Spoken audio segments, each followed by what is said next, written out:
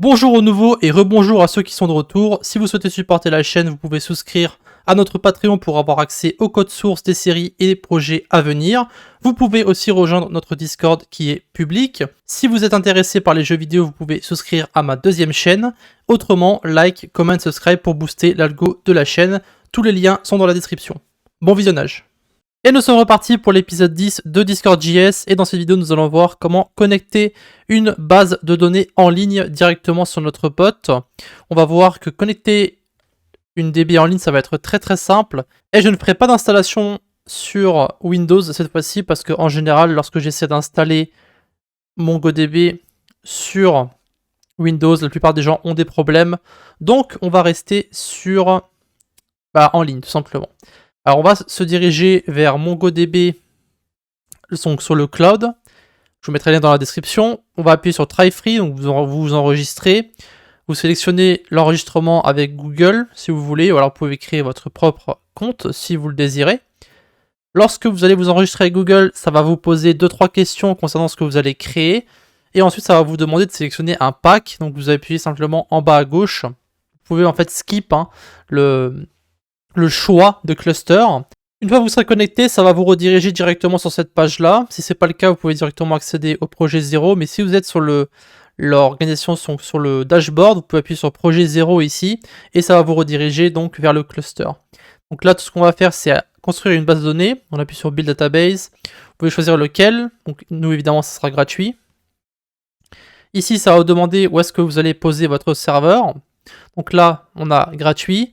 On va choisir AWS et on va prendre Paris. Donc en général, ça va être sélectionné par défaut par rapport à votre localisation. Ensuite, le cluster tiers, vous n'avez pas vraiment le choix, vous n'en avez qu'un seul. Et les settings, pareil, vous n'avez rien qui est disponible parce que le backup, c'est uniquement pour les M2 et up, donc c'est payant. Et après, le cluster name, ça sera le nom de votre cluster. Donc ici, le cluster 0, ça n'a aucune importance. Vous pouvez laisser par défaut. Donc ça va créer un cluster. Et après, à l'intérieur, on va pouvoir mettre les différentes données. Donc ici, vous allez avoir plusieurs choses que vous allez pouvoir mettre en place. Vous allez devoir commencer par créer un utilisateur qui va pouvoir se connecter à la base de données et faire les modifications. Donc ça sera votre username à vous. Donc vous pouvez mettre ce que vous voulez. Je vais mettre abio. Et pour le mot de passe, je vais mettre un truc au hasard. Pour l'instant, on s'en moque un petit peu. Ensuite, vous allez créer l'utilisateur. Voilà, donc ça sera mis directement comme utilisateur qui pourra modifier la base de données. Et après avoir rentré le nom d'utilisateur et le mot de passe, vous allez devoir mettre où est-ce que vous vous connectez. Donc ici, ça sera un environnement local pour le moment. Donc vous pouvez simplement ajouter votre propre adresse IP.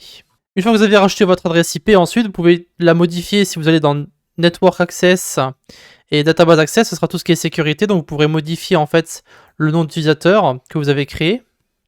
Donc le mot de passe et le nom d'utilisateur, et après vous avez Network Access, ça sera pour les différentes adresses IP, et ça on le modifiera plus tard. Alors dans le cas où vous avez une adresse IP qui va être dynamique, qui va changer, ou alors si vous êtes sur un cloud, donc en ligne ou peu importe, vous allez ajouter adresse IP, et pour le développement, on va faire ici Allow Access from Anywhere, et après on confirme. Donc ça permet simplement de pouvoir accéder à notre base de données depuis n'importe où. D'accord ? Après, on revient sur le déploiement, on va sur le database ici. Et donc maintenant, il ne reste plus qu'à attendre que notre cluster soit créé pour qu'on puisse s'y connecter. Alors pendant que le cluster se crée, nous, ce qu'on va faire, c'est qu'on va aller directement dans notre code. On va installer une nouvelle extension. Donc on va faire npm-i mongoose, le nom de notre module. Alors la version qu'on va utiliser pour ce bot, je vais vous la montrer tout de suite, comme ça je pourrai vous montrer la commande que vous allez taper. Ça sera la version 6.2.3.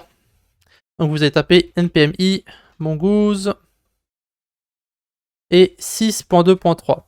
Essayez de toujours utiliser les versions du tutoriel, ça permettra simplement, lorsque vous allez recopier le code, de ne pas avoir d'erreur par rapport aux versions qui vont être supérieures. Voilà. Donc ça sera ce sont les modules qu'on a pour le moment. Maintenant, dans le index, on va pouvoir importer mongoose. Donc ici, je vais faire const mongoose égale require mongoose. Et après, on va simplement se connecter. Donc ici, on va faire mongoose.connect. Alors là, on va avoir besoin d'un URI pour se connecter. Donc cette URI, je vais l'appeler process.env.database URI. Et on le modifiera après dans le point .env, je vous montrerai ce que c'est, tout simplement. Mais pour l'instant, on va laisser ça. Ensuite, on va mettre les différentes options pour se connecter. Alors, pour récupérer les différentes options, on va aller sur la documentation de Mongoose. Je vous mettrai le lien dans la description encore une fois. Et ici, on va récupérer les différentes options. Donc ça va vous montrer un petit peu ce que vous pouvez mettre et ne pas mettre. Si vous descendez un petit peu ici, vous avez les différentes options que vous pouvez rentrer.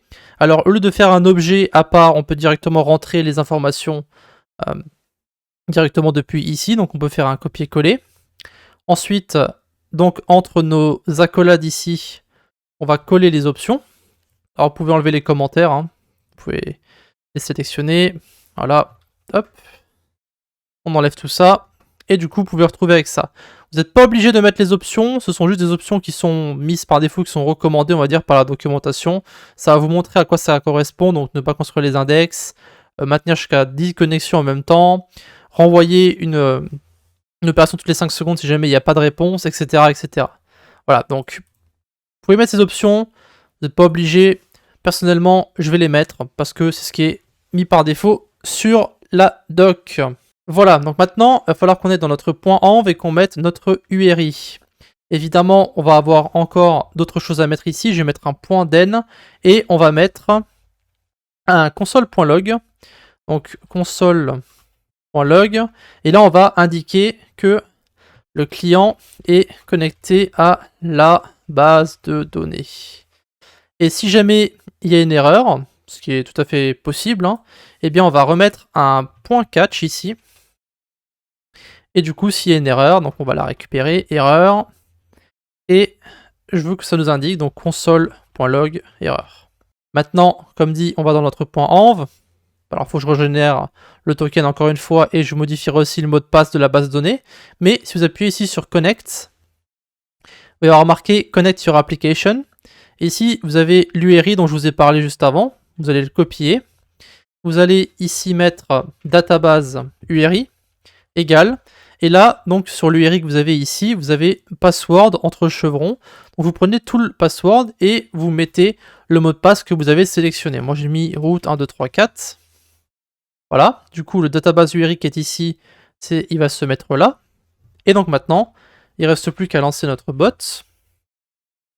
Et vous allez voir qu'on va se connecter au bot et ça va se connecter aussi à la base de données. On peut voir que le client est maintenant connecté et du coup, on va pouvoir accéder à notre base de données que nous avons mis ici. Et pour accéder à la base de données aux différentes collections, vous appuyez sur Browse Collections ici.